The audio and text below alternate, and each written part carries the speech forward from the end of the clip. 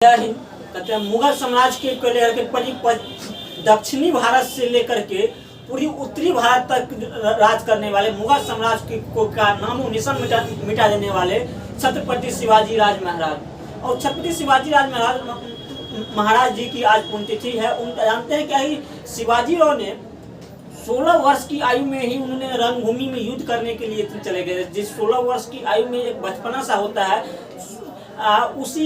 उसी बचपना में छत्रपति शिवाजी राव ने युद्ध के मैदान में कूद गए थे। हालांकि पूरे भारत में दक्षिणी भारत से लेकर के उत्तरी भारत तक जो है मुगलों का शासन हुआ करते थे। उस समय में औरंगजेब बादशाह ये सब जो थे, अकबर बीरबल ये सब जो है उस समय में राज क्या करते थे। उस समय में ये छत्रपति शिवाजी राव महाराज की जन्म जो है ये 19 फरवरी 1630 ईस्वी में होती है। और 1630 ईस्वी 19 फरवरी 1630 ईस्वी में छत्रपति शिवाजी राव की जन्म होती है। उनके बाद ये मात्र 16 वर्ष की आयु में ही इन्होंने लड़ाई में अपने युद्ध में जो है अपनी भूमिका निभा कर बहुत सारे दोस्त के साथ उन्होंने जो है युद्ध में यानी कि मराठा साम्राज्य को अंत करने के लिए उन्होंने बिगुल फूंक दिए थे। उनके बाद दक्षिणी भारत से लेकर के उत्तरी भारत तक जो है कुतुब शाही की शासक थी। और कुतुब शाही की शासक पर उन्होंने जाकर के अपना धावा बोल दिया। और छत्रपति शिवाजी राव महाराज ने जब कुतुब शाही पर धावा बोले तो 1645 ईस्वी में हिंद स्वराज की घोषणा की थी। और छत्रपति शिवाजी राव ने 1645 ईस्वी में जो है हिंद समाज की घोषणा की थी। अब वहीं से उनकी कहानी शुरू होती है। डोलना के किले पर उनका 1645 ईस्वी में ही शिवाजी राव महाराज ने डोलना की किले पर अपना धावा बोल दिया और वो किले को जीत लिए। यानी 16 या 17 साल की आयु में शिवाजी राव महाराज ने डोलना की किला पर अपना धावा बोल दिए और वहाँ वो उस किले को उन्होंने जीत लिए। उनके बाद शिवाजी राव महाराज का होता क्या कि वो डोलना के किले पर बहुत सारे दौलत उन्हें हाथ लग जाती है, जिस कारण से वो अपने जो है संगठन को मजबूत करने में वहीं से लगे थे। वहाँ पर बहुत सारे गहना मागी उनके कीमती गहना उन्हें मिलती है। उस गहना को लेकर के उन्होंने जो है अपनी संगठन को विस्तार करने लगते हैं। पुरंदर के किला जो है वो चाकन राजगढ़ का पर भी उन्होंने कब्जा कर लिए। शिवाजी राव महाराज ने डोलना के किले के बावजूद भी उन्होंने पुणे नगर पर भी अपना धावा बोल दिया और पुणे नगर पर भी उन्होंने है अपना कब्जा किया। धीरे धीरे जो है शिवाजी राव महाराज की जो है ये क्षेत्र बढ़ती चली जा रही थी। अब ऐसा हुआ एक जो पूरी भारत ही नहीं पूरी विश्व पर जो है शिवाजी राव महाराज का अपना कब्जा होना शुरू हो गया। धीरे धीरे जो है मुगलों ने जब भारत में आया था उन्होंने हमें आर्थिक रूप से लूटने की वजह जो है उन्होंने हमें मानसिक रूप से भी लूटना शुरू कर दिया था। हालांकि अपने धर्म का भी प्रचार बहुत ज़्यादा मात्रा में वो अपने धर्म का प्रचार भी जो है औरंगजेब बादशाह जो है ये कर रहे थे। उसी समय में जो है ये शिवाजी राव महाराज भी धार्मिक युद्ध ही कहा जाए, शिवाजी राव महाराज ही एक हिंदू धर्म का एक मुख्य मुखौटा बना हुआ है। और शिवाजी राव महाराज ने अपने हिंदू धर्म के लिए अपने झंडे के नीचे जो है मुगलों से लड़ाई करना शुरू कर दिए थे। 1664 में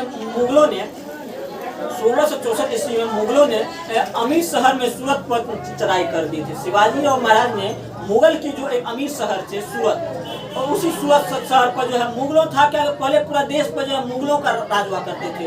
सूरत पर जाकर के शिवाजी राव महाराज ने चढ़ाई कर दिए। उनके बाद वो सूरत को भी उन्होंने जीत लिया। ऐसा हुआ करता था पहले के जमाना में, जैसे कि बाबर आए थे, बाबर भी राज किए थे। उनके बाद जो है जोधा अकबर की जो कहानी हम पिछले बताए थे, अकबर ही एक ऐसा राजा थे जो राजा होने के बावजूद भी अपनी धर्म का उतना प्रचार प्रसार नहीं करते थे। लेकिन बाकी जितने भी राजा आए थे वो जो है एक राज जितने की वजह से वो अपने धर्म का भी प्रचार प्रसार बहुत ज़्यादा मात्रा में करते थे। जिस कारण से शिवाजी राव महाराज एक दक्षिण भारत से यानी कि महाराष्ट्र में जन्म लिए थे।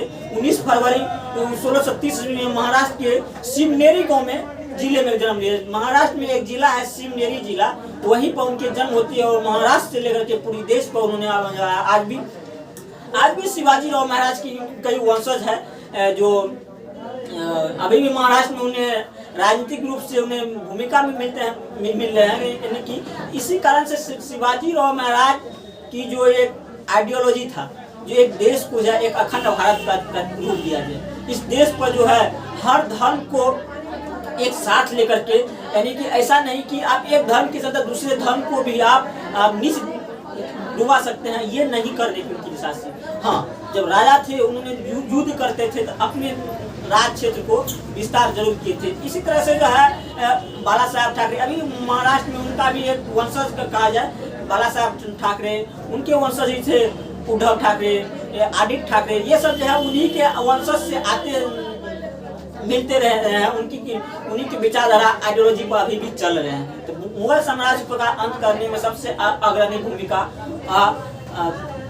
ये शिवाजी राव महाराज की थी, जिन्होंने 1630 ईस्वी से लेकर के 1665 ईस्वी तक अपनी पूरी जिंदगी जो है लड़ाई में ही बीत गए थे। बाद में शिवाजी राव महाराज की मृत्यु राज किए थे। उनके बाद जो है जोधा अकबर की जो कहानी हम पिछले बताए थे, अकबर ही एक ऐसा राजा थे जो राजा होने के बावजूद भी अपनी धर्म का उतना प्रचार प्रसार नहीं करते थे, लेकिन बाकी जितने भी राजा आए थे वो जो है एक राज जितने की वजह से वो अपने धर्म का भी प्रचार प्रसार बहुत ज्यादा मात्रा में करते थे, जिस कारण से शिवाजी राव महाराज एक दक्षिण भारत से यानी कि महाराष्ट्र में जन्म लिए थे।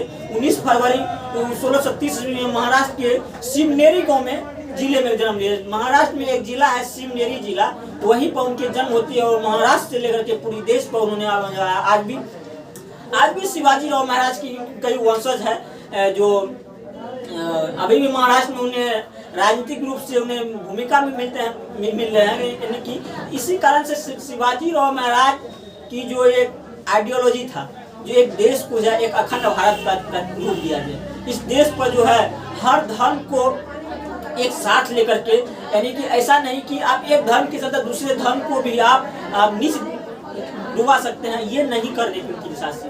हाँ, जब राजा थे उन्होंने युद्ध करते थे तो अपने राज क्षेत्र को विस्तार जरूर किए थे। इसी तरह से जो है बाला साहब ठाकरे, अभी महाराष्ट्र में उनका भी एक वंशज कहा जाए, बाला साहब ठाकरे, उनके वंशज ही थे उद्धव ठाकरे, आदित्य ठाकरे, ये सब जो है उन्हीं के वंशज से आते मिलते रह रहे हैं, उन्हीं की विचारधारा आइडियोलॉजी पर अभी भी चल रहे हैं। तो मुगल साम्राज्य का अंत करने में सबसे अग्रणी भूमिका